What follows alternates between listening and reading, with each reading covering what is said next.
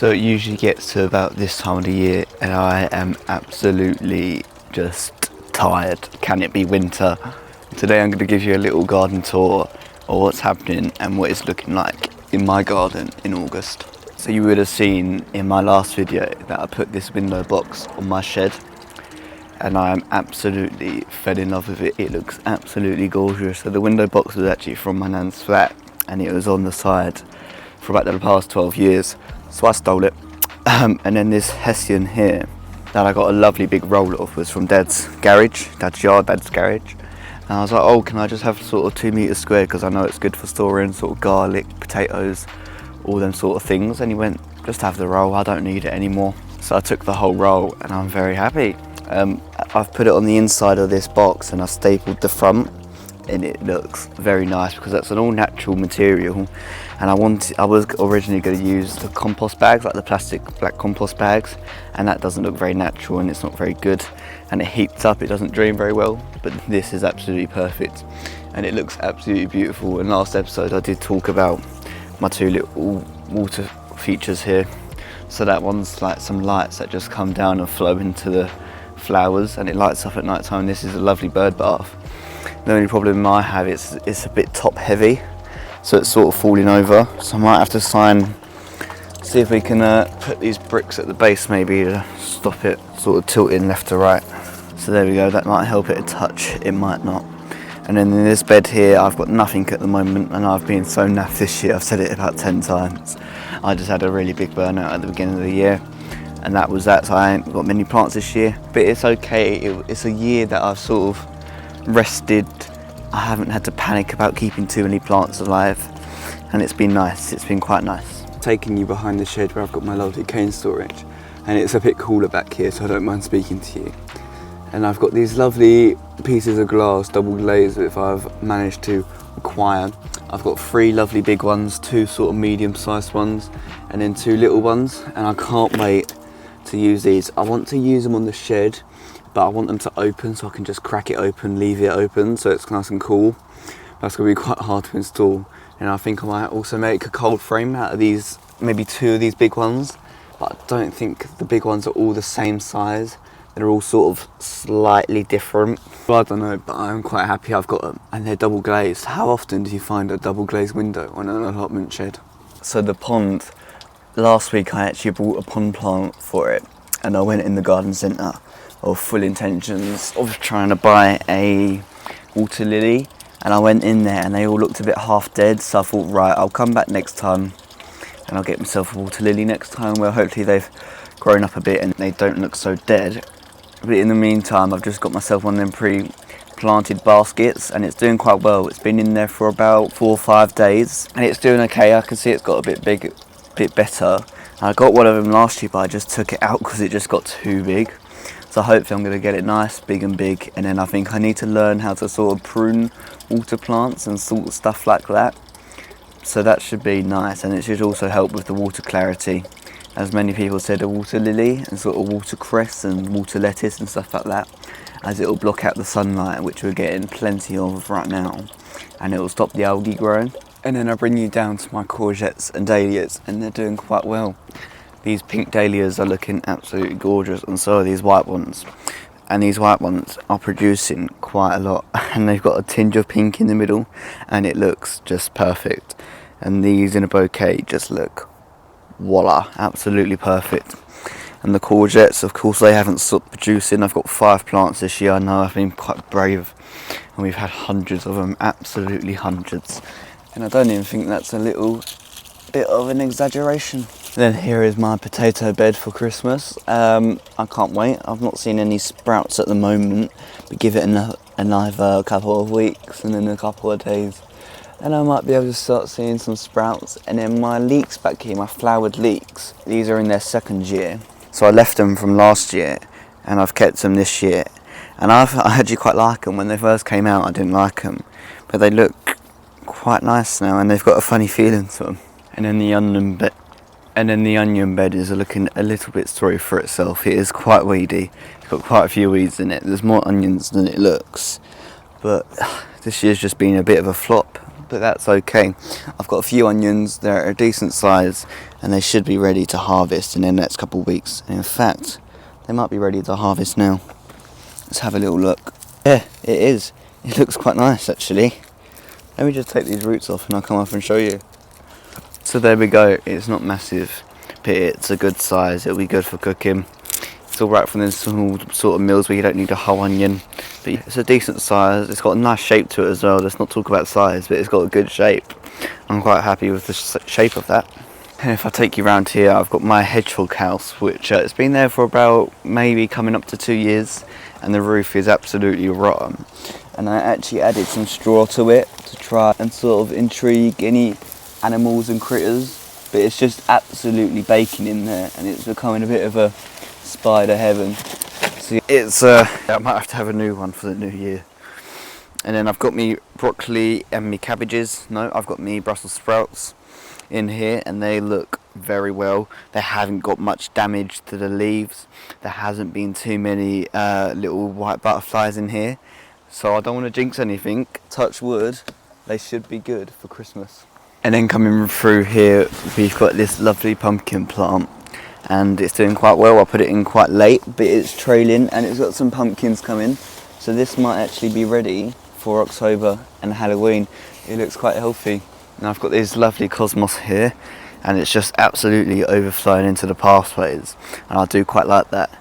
It would be nice if I put the cosmos that's there instead, and it would have been all brushing through, but anyways, we might have to learn and do that for next year. And then you've also got these lovely nasturtiums here as well, and they've also just overflowed onto the pathway, and I won't mind them self-seeding this year, and then next year and all the years after, they always do. They all will self-seed, and they always come back for hundreds and hundreds more. And then here I've got my potatoes in my buckets, which you saw me harvest last week or the week before, and they've been well for salads and stuff. Then here's my spinach. It's looking a bit sorry for itself. It needs a bit of water, but I'm just going to take off some of them sort of dead, decayed away leaves, and then it does look quite healthy once it's had a water. But it's one of them dramatic plants of it won't have water for a couple of days, it will look quite sad, and then you give it water and it will look great again. And then I've got my jasmine back here, and it's doing okay. It does look sort of, some of the leaves are a bit dead, but that's okay. That's what happens when you transplant plants. And I'm just trying to get it to sort of crawl up. I know there's a few of these sort of dead vines, but that always happens when you transplant things like this. But this one here, which I spewed round, it's doing quite well, and it's properly taken. And then I just need to get some of these lower ones just to go up. That'd be quite nice. And then it will just sort of go up and out. And that's what I really hope. And then something I'm just going to say briefly. If you would like to donate to the channel at all in any way possible, there's a link below in the description to my Buy Me a Coffee. And all that does is allows you to, if you donate some money, if you want, to the channel, it goes directly back into the allotment, back into the channel, just to help fund it, because it is expensive, and making these videos isn't exactly free, and it doesn't exactly take up no time. Each video probably takes me about 20 hours worth of time, so it's quite a little bit to do, but if you would like to do that, that would help massively. And I've got some more cosmos here, and I've got some more sweet peas, and then some more nasturtiums. And then back here I've got some thyme, some rosemary, a mice hole which isn't handy, some chives, and then some black currants, and then some strawberries here, which also do need a bit of a water. And the runners on these this year have gone absolutely nuts, so I need to start separating these and getting some for next year, because they haven't done too well this year. So I have to put them in pots, the runners, and then plant them up next year, and they should be good for some fruits next year, or probably the year after. And then my bird feeders here as well, they're doing quite well. The birds do not stop eating it, and I've got to be topping it up every couple of days. And then this is another one of my potato beds for Christmas, and this one's got this sort of mound, so I'll be able to see where they are a bit more. I've been giving these so much more water, but yet they still are so dry. It's just been so dry these past couple of weeks, where we've not had a proper downfall, and if we have, it's sunny the next day, so it's all sort of just dries up again. And then this bed here, my tomatoes, they're doing well, probably quite well actually, and I've been getting hundreds of tomatoes, and there's just so many, you just don't know what to do with them.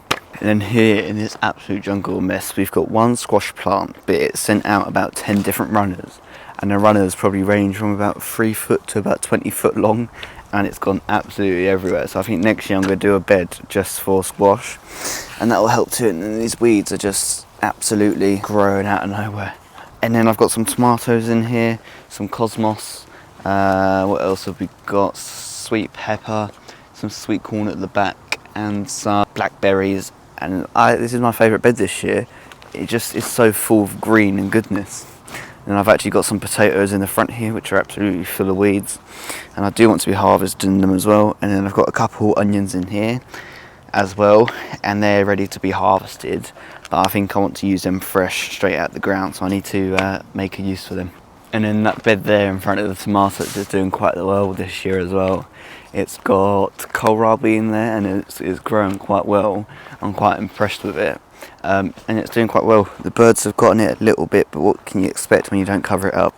And they're starting to form their sort of kohlrabi, and they're looking quite well. And then these composters here are doing quite well. I used some of the homemade compost for that. The window box, and it's still got some more homemade compost, so I need to put it on the bed or spread it out or just get rid of it somewhere. And then I need to turn it, and then the cycle can start again. And in this bed here I've got my Christmas tree, which I absolutely love. It's the second year I've had it, and I got it in November 2023, and it was much smaller than this. It's probably about half the size, and it's grown by quite a bit, and every year I wrap Christmas lights around it. And I've got some old sweet peas here, which are just brown and old. I need to take them out. And then my tree here, which isn't getting too big, and I think it's because of root space, it hasn't got a lot. So let me know in the comments below, when's the best time to move it in the year, because I do want to move it. Is it best to do it in the winter when it's dormant, or now when it's not? Just let me know. And then you've got the decking area, which is just overflowing in plants, and there's about a 2 foot by 2 foot space to sit, and it's about a 6 by 4 foot deck, so it's absolutely run. And then the fire log storage is about half full of logs, so that will probably do me for the winter actually. And them logs have been there a couple years, so they're fully dried out, and I haven't got to worry about any timber this winter or the winter before. And I think I did that 2 seasons ago, and I don't use that much logs in the winter, and I do want to get rid of them this winter because I don't want to have that bed. I would prefer to have extra ground storage, but I do need to have some sort of storage for my logs for my wood burner. And then here I've got my rhubarb, and it's absolutely massive. Rhubarb is one of them things you can't kill. A few years ago I tried to kill it. I took it out the ground, I discharged off the crown, and then I didn't realise there was another crown there. So that started growing, and I took that out, and then it just kept growing.